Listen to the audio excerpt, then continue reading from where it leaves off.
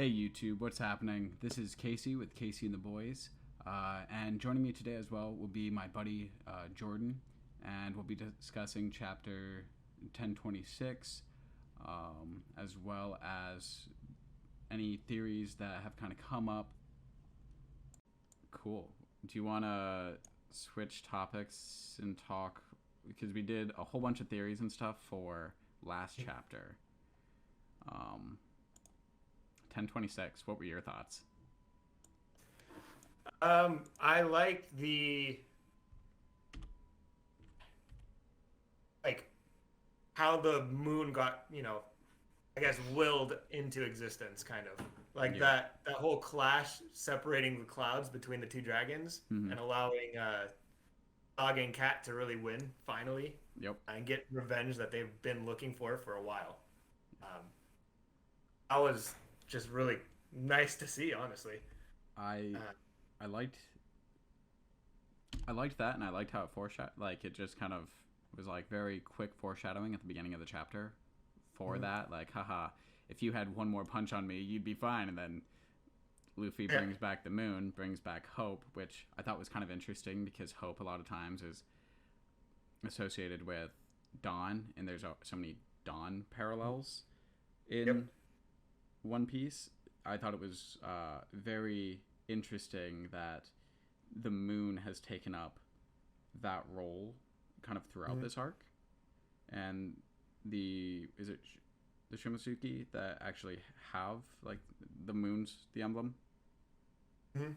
Yep. So like with that emblem being Momo's family and basically like the hope for Wano, and then with the Minks as well, it's where they get their power, and so it keeps being a symbol of hope, Mhm. which is really interesting because I feel like typically it's used inversely with the sun and not kind of as a parallel, which I've been really enjoying and I really liked, and it's probably a testament to me not reading the manga until like this year. But I was reading through, and in the chapter, I'm like, oh, like there are two dragons now. Like how are we gonna fix that? And then they like hit. And I'm like, oh duh, they're gonna split the skies with Conqueror's Hockey, which we've been alluding to for forever. Yep. Yeah, makes sense. And then just the idea of the moon, I mean, um, Skypiea, that whole arc is, one that I kind of glossed over because I didn't realize the importance of it. Now it seems like that was probably one of the most important arcs. And Uh, it kind of keeps coming back in everything, yeah, and and now so everyone's that's just waiting for it to come back. exactly when they're talking about the moon races, even. And so the moon has a lot of importance. It gives the minks their power. It's where some of the strongest races are. I mean, even like King, we Mm-hmm. need to learn about his race, right? A Lunarian, lunar. Yep. There's a lot of moon allusions to power, which is just really cool. So the fact that the moon is now showing, I think means Luffy's gonna, go Gear 5. I think we're all kind of expecting that to happen next, and what that form is gonna look like is gonna be surprising. I feel like everyone's alluding to again a Dragon Gear 5 kind of form, but I think that I don't know how like that's gonna Dragon play Man, out. I think that would be pretty sick. And with the Conqueror's Hockey, I think it does seem like the next step. I don't I don't know if we're gonna get it now. I know. I don't know. So I think eventually there would be a Gear 5, just because with how much we have left in the story and kind of the progression and what's been shown. I've I really like that Luffy is now fighting Kaido in base form Mhm. and using like his elephant gun this chapter to actually deal like a powerful blow against him using Conqueror's Hockey. Like I've actually got those panels pulled up right now. But so we've got like uh, Momo biting Kaido and holding him down, and then Luffy being able to like do multiple blows against him. So like he uses the elephant gun, puts him to the ground, then Momo bites him, and it's I don't know. It's cool to see first Luffy in like Gear 3 actually Mhm. damaging him, and he's using Conqueror's Hockey, so he should be. But also Momo having an actual impact, like physically, because I didn't expect that. But Yeah, and I feel like Luffy's whole motivation with having Momo even just bite Kaido in the first place was just to say, like, dude, Momo, you just bit an Emperor of the Seas. Why are you afraid of anything anymore? Like, I he, don't think Luffy actually really needed Momo's help. He was just trying to encourage him. yeah. Oh, Get him the to in the panel where go he's like after his Billy looking Spear. up at him and yelling at him. I Mhm. loved that. I loved that panel so much. And then Yeah. it's like Luffy's back facing him as a dragon, and he's like, "Oh, you're right." Yeah. But He's like, no, I have nothing to be afraid of. I'm good. yeah, and it's just Luffy like continuing to inspire people and Mhm. bring people around him as he does. But no, Yeah, I thought exactly. that panel actually might have been my favorite part of this chapter, um, Agreed. which is kind of interesting because we just took down Paraspero and Jack and had a Conquerors hockey like Showdown. yeah. It was like the remake of the panel with Whitebeard and Roger where their weapons don't clash but their fists don't clash, but the distance between the two, I was like, the distance between them is literally Luffy's size Yeah. between their punches. Like in the panel there's massive Kaido, space, Luffy, sky breaking apart, and the space between them is the size of Luffy, which I thought Yeah. was just kind of like, is that in how the drawing is done so that you know for a fact that they're not touching? Or like, also, holy crap, that's a lot of conquerors on either side. Yeah, that's just a lot of power in general. That's creating a nullified zone. Yeah. But yeah, I'm looking at that panel now. I love that. But Agreed. I just I can't imagine the next chapter or maybe the next one, but like we're gonna have to get something before we see all these fights, that just give a little more backstory. I think we've been very heavy so far, and we've kind of like really flown through a lot of fights. But I feel like all of these are just bringing up more questions little by little. Like there's all these little side comments and hints, yep. you know? And Like, we've had that during these super intense and busy mhm. interactions, and there's kind of been no breath. Yeah, Like we had a break last week, and it feels like that was almost our breath. mhm.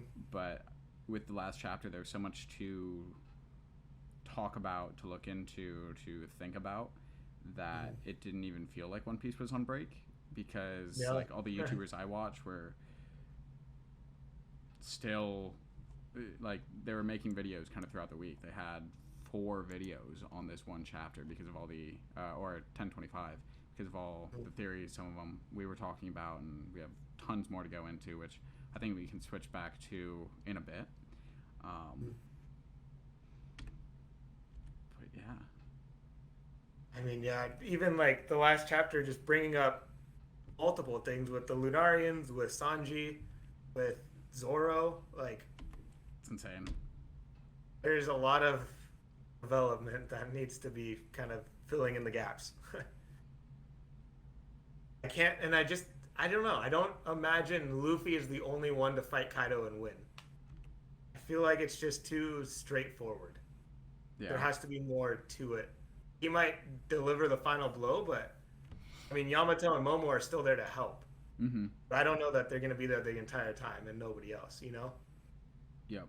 So, did it say in this chapter? It was like talking about kind of the state of Yamato when the dude was kind of like announcing, or it, Mm-hmm. it Bruised had and like bloody. that she was like bloodied and bruised and basically was taking a beating, which obviously is expected. I don't think. I think some I people don't were think he talking was gonna about win. them like Yamato standing toe to toe with Kaido, and she's kind of at this level, and he's going all out against her. And my thought is, okay, it makes sense for her to be bloodied and bruised. Despite what Kaido said, I don't think he was going all out against her. No. And yeah, that's kind of my take on the situation. I think she'll be able to contribute and still be involved, but I am curious about how much left she has to how much she has to give. Yeah. I mean, kind of same way with Marco, right? He was done. Yep. their purpose was to stall, and they've served their purpose. Fair. I'm excited for Zoro and Sanji's fights, though. Same. I really love how they're doing the duel fight. I think that's just a really their cool back-to-back development. panel in this talking about like, oh, like that can't be Momo, and they're like, no, that can't possibly be Momo. I know. And it's like, Nope, oh, nope, they're nope. talking about a pink dragon, and Luffy just yelled Momo. It's not Nah, Momo. not It's the other pink dragon named Momo. Yeah. The other pink dragon that never existed in the world because there's only one dragon, and that's Kaido. Yeah. Yep. But no, I love that though, because they're literally announcing everything on the rooftop, and they're like, no, it can't be. It's not Momo. Yeah, it wouldn't make any sense. That's, yeah, no. I love that. But them back to back is really cool. I want to see a lot more on that, and then I'm excited to obviously see Luffy and Kaido and see how that develops. Yep. Okay. Yeah, I just imagine a lot more talking between their fight. Like, even just between Kaido and Luffy. Like, I'm waiting for Kaido to realize that Luffy might be very significant in the Dawn, you know? And realize he might be Joy Boy, or might be whoever he was kind of waiting for and looking for this whole time. Yeah, exactly. Or at least who he believes is going to be the one to disestablish the government. You know, it's kind of interesting because I feel like with other shows, when you have talking during a fight, you are naming your attacks or like monologuing. And in One Piece, you're like, I can't wait for them to talk in the middle of this fight. They're going to tell us so much more about the world. I want to learn more about the world and their motives and who they are and why they're doing the things they're doing. Exactly. And it's like, no, talk during your fight. Come on, talk shit, please. I know, talk shit. Talk shit, get hit, but play. Yeah. No, I love it. Okay.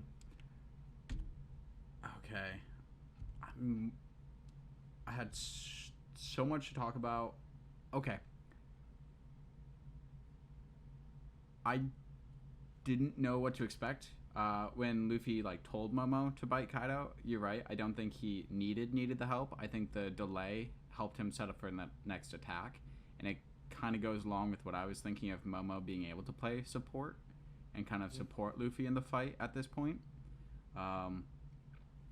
But like when Kaido first gets bit, like his eyes are like pure white and he's like mouth wide open screaming and stuff. I'm like, shit, he actually just hurt Kaido. Yeah. Just being a dragon though, I didn't expect him to be able to because of, well, hockey. Dragon versus dragon, teeth versus scales. Sure, the teeth, like, they're the same beast. But then I always thought once you applied like Kaido's armament or his conquerors around him, he would never be able to hurt him. And then in this chapter, you clearly see he does, and I don't know, it's interesting. I also almost expected him to like use Boro Breath because I know he just flew, and so Luffy's like, cool, like Momo, I choose you. Use Boro. Like, I know. Blast Well, I Breath, love use that Boro too Breath. when Kaido was like starting for it, and Luffy's like, "Dude, Momo, now's your chance. Do something to stop it. Like, do the same breath." Momo's like, "No, I can't," and just dodges. Well, I feel like Luffy's also like, I'm excited to see this animated because I feel like Luffy's also just gonna be like kind of excited. Like I can see them Oh, he's throwing having in a like blast. like an extra like snapshot of him like with like bright eyes or something. I mean, when they were like bursting through all the buildings, right? Luffy was probably having a blast and hanging Yeah. on for dear life, but having his, goofy, fun self. Which I just thought was crazy because Luffy didn't break through the breaking Nope. through the floors of Onigashima to go to the different floors wasn't even an option. It was just like, hey, take the stairs, even though, hey, we have a guy who can fly and enough Get force there. to break through the floors. Yeah. But then Momo's just So- like literally starts tearing down Onigashima with his eyes closed. Literally with Really? his eyes closed. Literally. Ha. Yeah. Yeah, Momo's growing up is probably one of the largest power-ups throughout the series. Just in that small duration of a time. Just by nature of him growing up, he's gained Odin's power, essentially. It seems I'd like say at least. If he easiest, can, like easily this. Well, Blackbeard Gura Nomi, maybe. Yeah. But I don't even think so, because Momo went from a small child who literally couldn't get away from Conjuro and was like stabbed in them, tried to run away, got the shit beaten out of him. And Conjuro's like no slouch. He's one of the stronger people in this arc. But he just bit Kaido. Like, Kaido's screaming because he just bit him. Like, and he went from that to this in like 10, 20 minutes. Or not even. Didn't they say like they were going to reach the capital in like 15 minutes or something like that?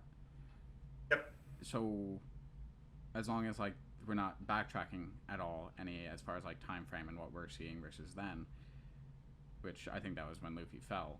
So in less than 15 minutes he went from being a small child to hurting a freaking Yonko. So it's pretty easily the biggest power up now that you mention it. What was that? I think and all Luffy was trying to do is get Momo to think of himself as a boss, I don't think Luffy's trying to get Momo to help him so much as he's trying to help Momo grow. Yeah. Love that. Love Luffy. Agreed. I've been watching some people kind of go through One Piece for the first time, like YouTubers and stuff. And the one I've watched a few, but one of the ones I was watching is typically a booktuber, and she loves fantasy and stuff. But she like started reading it. She's like, "Oh, this is pretty good. I love Luffy," and fixes it to Luffy eventually, kind of like as the videos go on. But she goes from, "This is kind of a cool, interesting thing," to, "Oh my god, this is my favorite thing. Luffy is my favorite character ever." This is my favorite world now. Yep. But it's actually really cool to listen to. I like doing that in the background and like as I'm working and stuff. Do you want to talk about some of your favorite theories or some stuff that have come up in the last few chapters, or some stuff that you've seen recently that you really enjoy? Yeah, definitely the Zoro Shimotsuki, like the parallels they're drawing for Zoro being essentially like the savior of Wano. Like that's why it would make a lot of sense if Zoro were be the one who lands the final blow on Kaido. And as much as like it feels like it needs to be Luffy, I don't know that I want to stop believing it's going to be Zoro yet. I love that whole, he's essentially Ryuma incarnated. He's now the hero of Wano.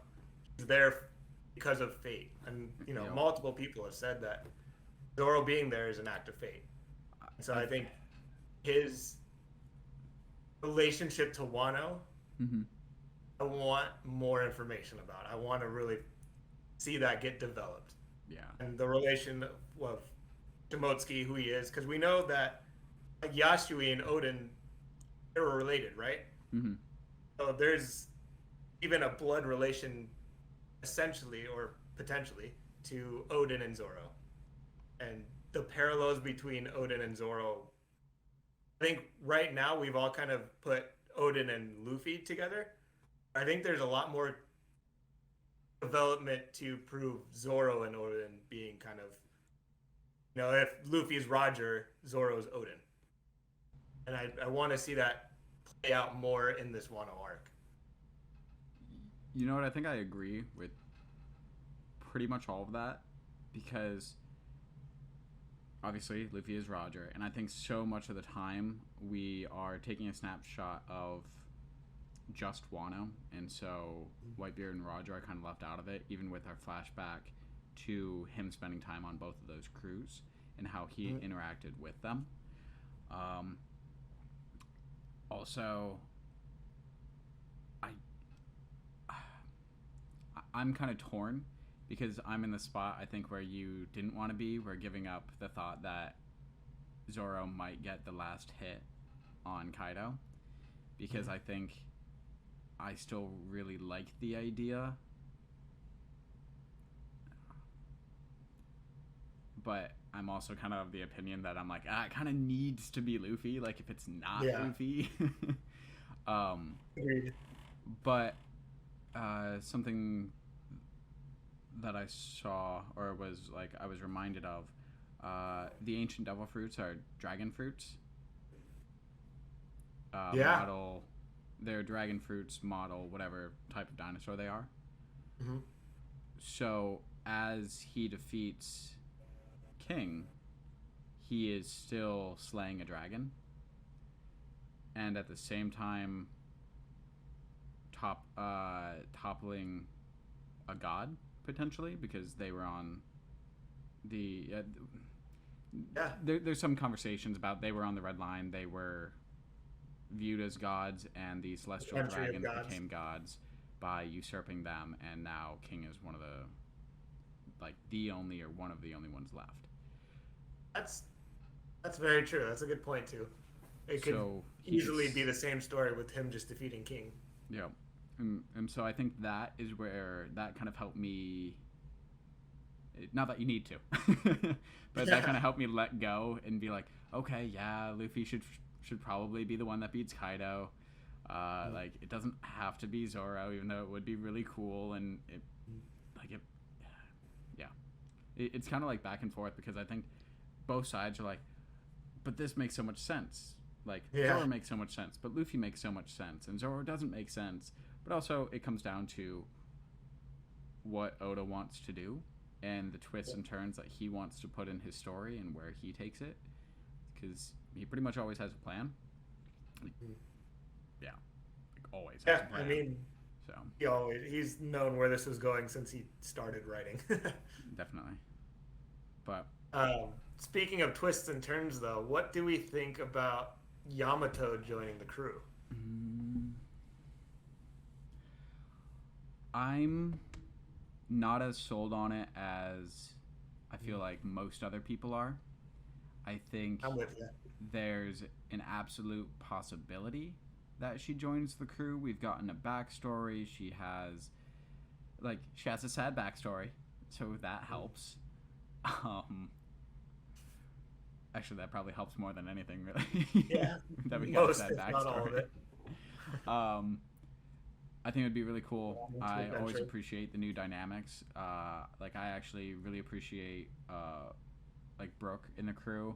I liked the fact that he always wanted a magician, got Brooke. I like Kimbe.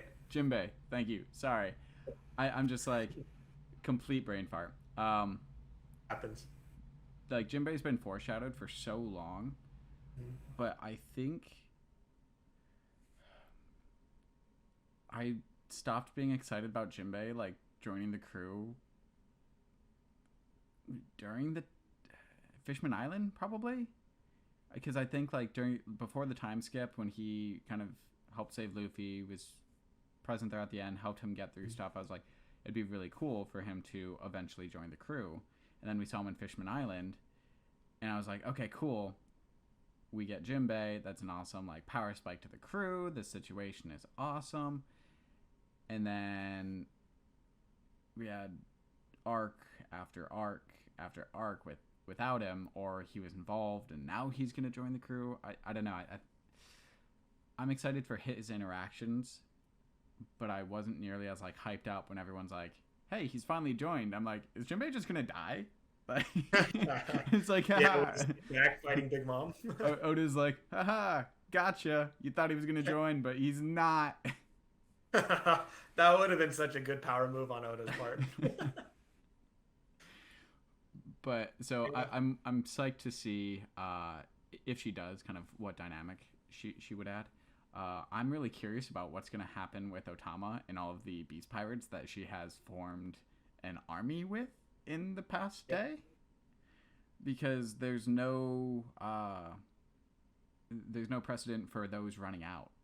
She fed it to like her what's it called? Yeah, the dog line. Yeah. And that's just been her friend ever since.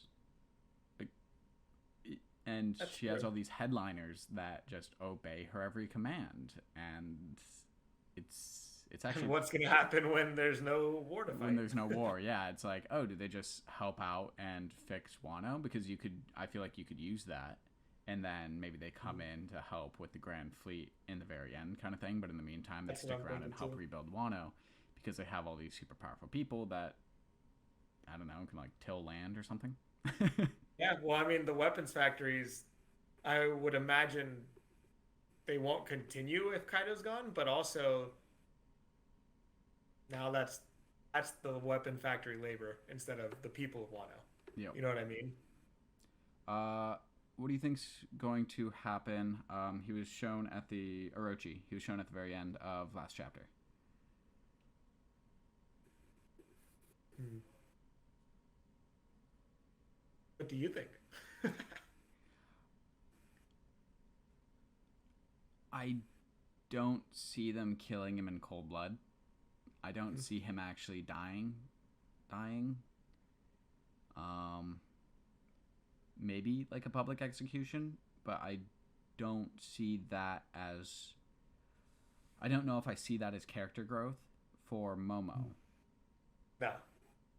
So I wouldn't be surprised if he was imprisoned or to avoid, maybe just so that isn't used. I don't know, because I also think his devil fruit is powerful and would be interesting to come and play later with the whole like Blackbeard getting a whole bunch of strong devil fruit and having a mythical Zoan that allows you to be like transform into in the Orochi. Yeah. And having he has died how many times now? Like 6, 7. He's on like his last head or two. Yeah. But out that's of the eight. insane. Like that's a really Yeah. strong devil fruit. That's fair. I don't see his significance past this arc though. You know what I mean? Like Yeah, he doesn't I don't matter. I don't see him being executed either, but I don't see him contributing at all. Burns to death in the fire he set himself. Something like that. Yeah. I feel like it's gonna be That would actually tie in with because multiple heads. There's Japanese Orochi, but also Greek Hydra, and how you stop heads from growing back is burning the base. So it would kind of tie in that way too. yeah. I feel like that's There's also I saw some mention about how the volcano in Wano may still play or have like an actual significance in the story as well. It could potentially be, he falls in that volcano and burns in the lava. But they were saying how the whole idea of sea stone, how it takes away powers, that's formed from something within this volcano. Because like sea stone was pretty much invented at Wano, right? They're the only craftsmen who are able to do anything with it. It Yeah, has all of these they sea have. properties. I think it's basically the only substantial source for it. I think it was said to be like the only source, but we also have the island clouds for Skypiea that are made from it going into the sky. So it's got to be like in the oceans itself, just in very low concentrations or something. Well, so that's where Or volcanic ash and it coming directly from that volcano and the amount of clouds that volcanoes make when they erupt, you could probably make all of Skypiea with that. Yep, that was one argument that I saw at least. Oh, I've never heard that before, but that actually would make a lot of sense. That's really cool. And that's how they're all kind of related. There's, more and more significance between Skypiea and Wano. Definitely. That still has to be developed too. I really So like that could one. be a potential alternate route. Onigashima, like, somehow before it gets to the flower capital, it gets stopped over that volcano. Yeah. Or And then we're either almost there, crashes because we down saw it in or this there. chapter that it's like almost there. Maybe that's where Momo pushes it back to, because they have to put it somewhere still. Because even if they take down Kaido and Momo's like stopping it from being dropped on the capital, is he strong enough to hold it and put it back where it was? Is he gonna do his like next best thing? Also, I'm really curious about just the whole like Sea Prism Stone itself, the interaction with Devil Fruit, it ties so closely into Devil Fruit lore. And I think that's also something that we're like, Wano's so important. Like, it has all of this, but also, like, I just want some of that stuff explained. I think it's used as this is why Wano's so important a lot of times from people, but less, holy crap, we might actually be getting information about this. I'm curious as to, like, Wano's potential lore with it. Okay. We've been nerding out for a while. Do you have any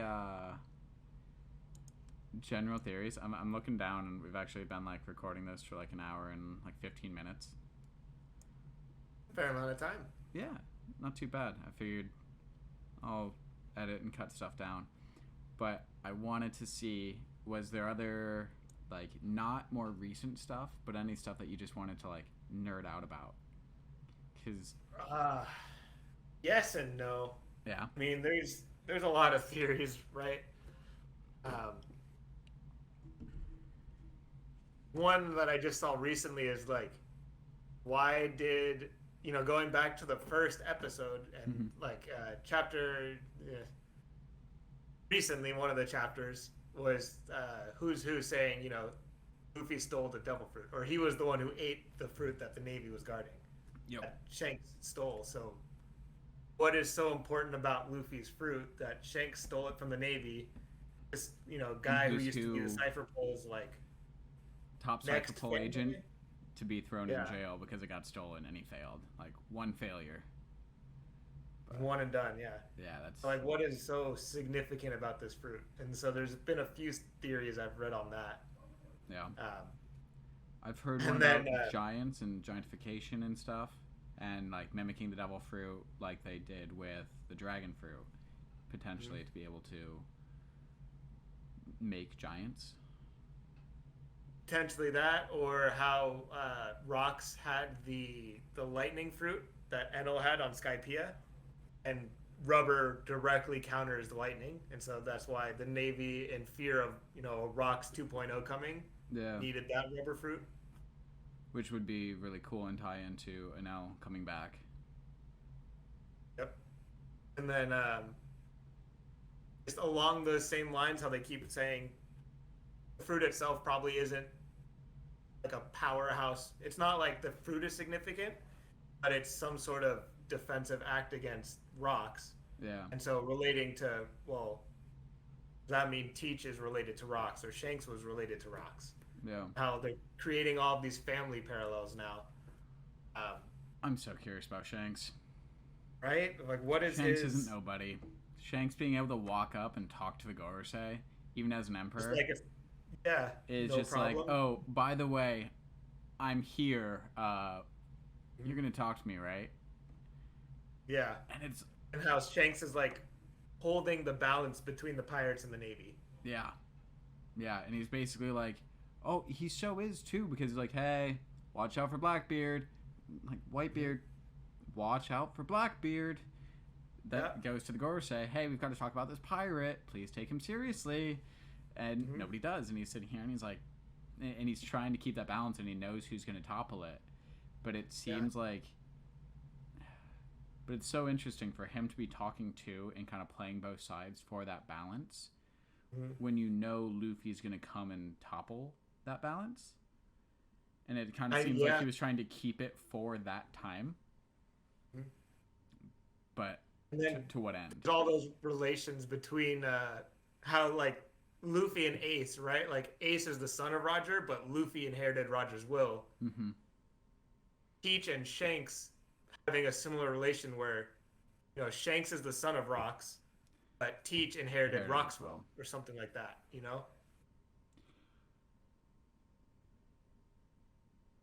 When was God Valley compared to Roger finding Laugh-Tale?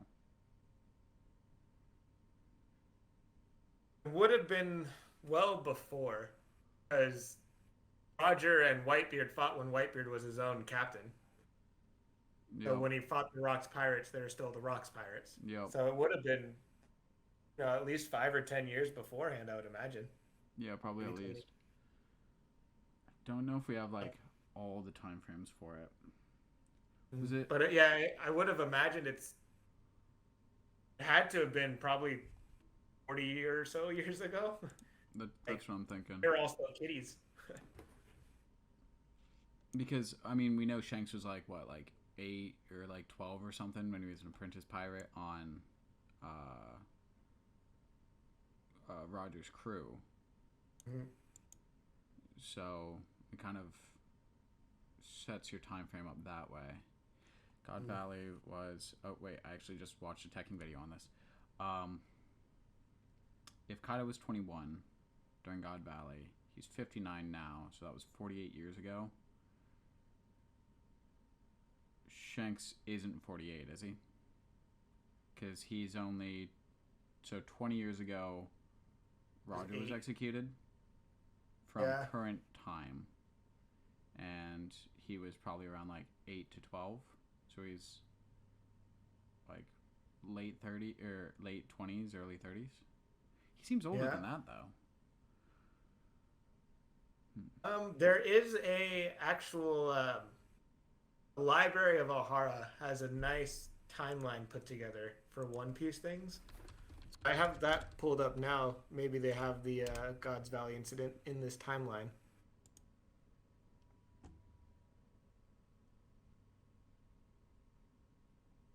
Oh, this is where Tekken gets all of his stuff. I've actually never checked this out. Oh, there's so much on here. There's It's ridiculous how much there is to One Piece though. That like the wiki and like this need to exist. Yep.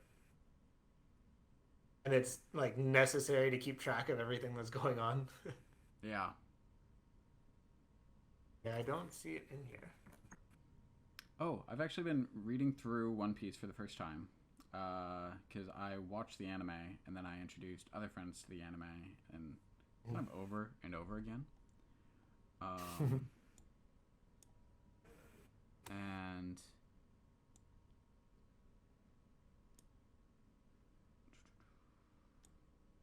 that's not what I want. Resubscribe.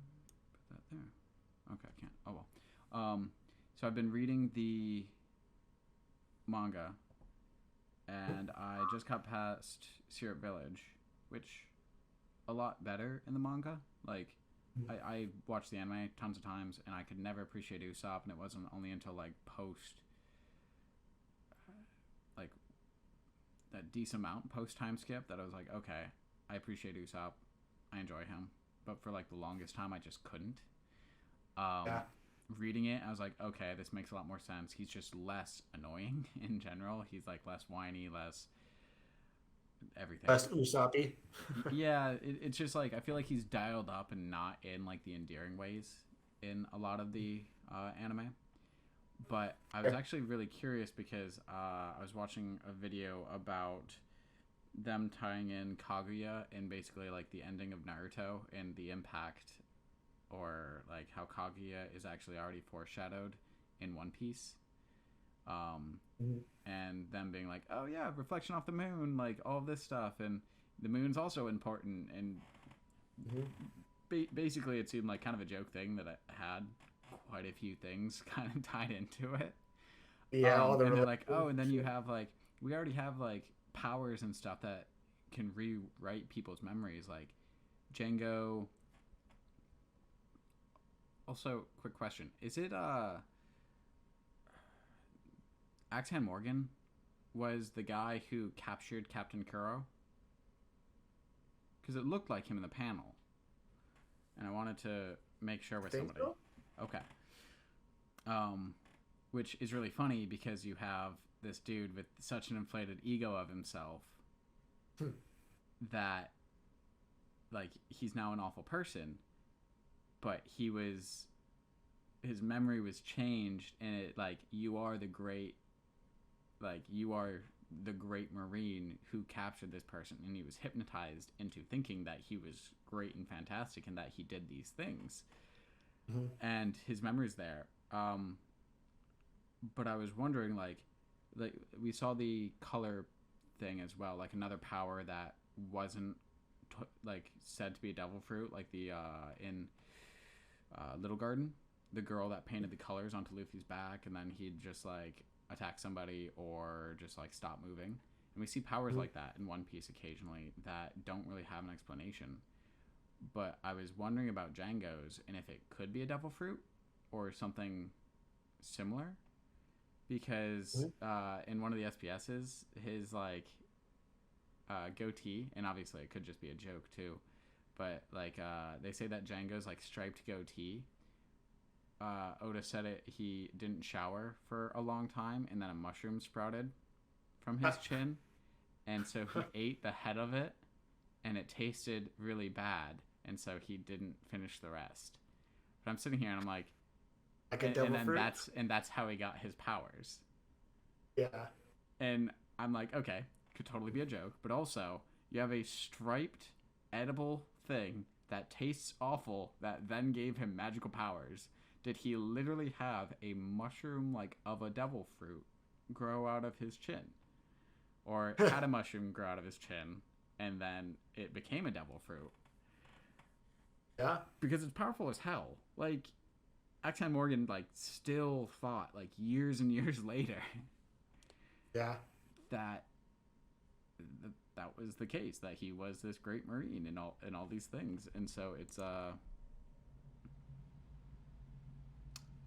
it's interesting just having another read through and having another perspective on things. I feel like these are probably like topics that people discussed 20 years ago. It's nice kind of having my own perspective on some of the smaller things that have happened. Yeah. There's just so much that every time you go back and look at these things, you can find a new hint or a new clue or a new insight. Yep.